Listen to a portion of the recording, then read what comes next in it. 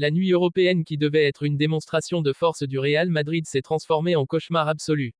Une défaite 4-2 face à Benfica, à domicile, en Ligue des Champions. Un score déjà lourd. Mais le football n'est pas qu'une affaire de chiffres. Il est aussi une affaire de symboles.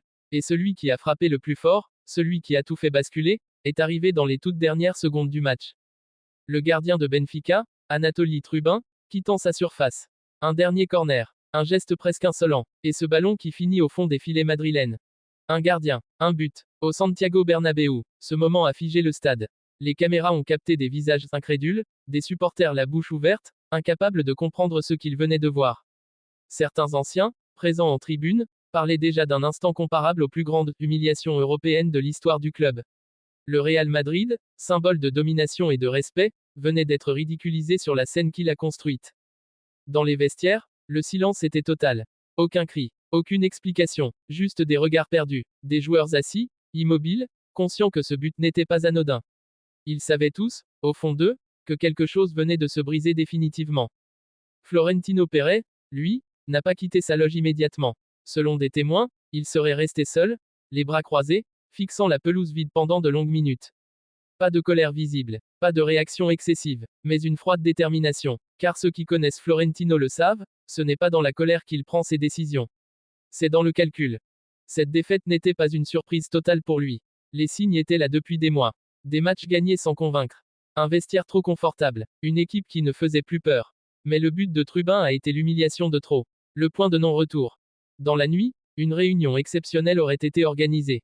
Très peu de personnes présentes. Aucun téléphone autorisé. Un diagnostic brutal aurait été posé, le Real Madrid a perdu son ADN. Il ne domine plus mentalement. Il ne terrorise plus ses adversaires. Et en Ligue des Champions, cela ne pardonne jamais. Florentino Pérez aurait alors prononcé une phrase lourde de sens. Si l'Europe ne nous respecte plus, c'est que nous avons cessé de nous respecter nous-mêmes. C'est à ce moment-là qu'un plan longtemps gardé dans l'ombre aurait été activé. Un plan risqué, controversé, mais terriblement logique aux yeux du président. Faire revenir un homme qui connaît le chaos. Un homme qui sait gérer la pression extrême. Un homme qui ne cherche pas à plaire, mais à gagner.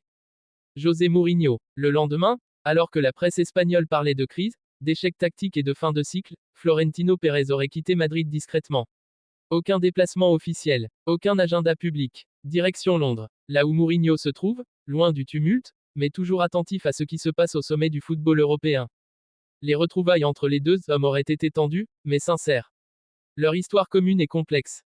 Ils se sont affrontés, respectés, parfois opposés. Mais Florentino n'a jamais oublié une chose, sous Mourinho, le Real Madrid était craint. Détesté, parfois, mais jamais humilié. Florentino aurait montré les images du match. Le score, les erreurs, et enfin, le but du gardien Trubin. Puis il aurait posé une question simple, presque brutale. Est-ce acceptable pour le Real Madrid?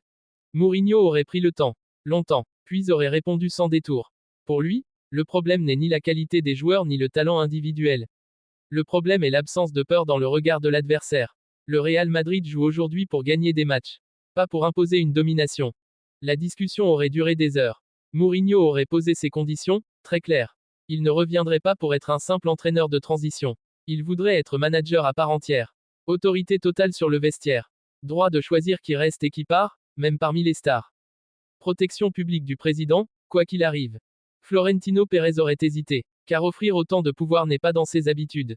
Mais la situation était exceptionnelle. Le Real Madrid venait de toucher le fond sur la scène européenne.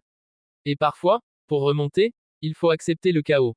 Un accord secret aurait alors été conclu. Pas d'annonce officielle, pas de communiqué, mais un engagement ferme. José Mourinho deviendrait le nouveau manager du Real Madrid. Le timing exact resterait stratégique, mais la décision serait actée.